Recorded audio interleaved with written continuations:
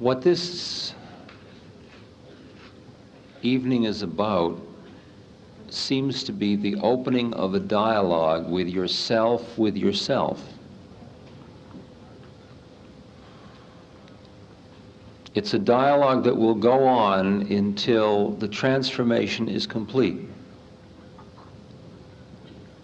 In the course of the journey, you will go through stages where at first you begrudgingly offer a little until ultimately you would offer your blood itself.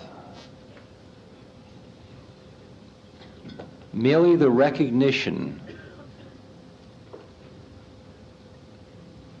that the Spirit is real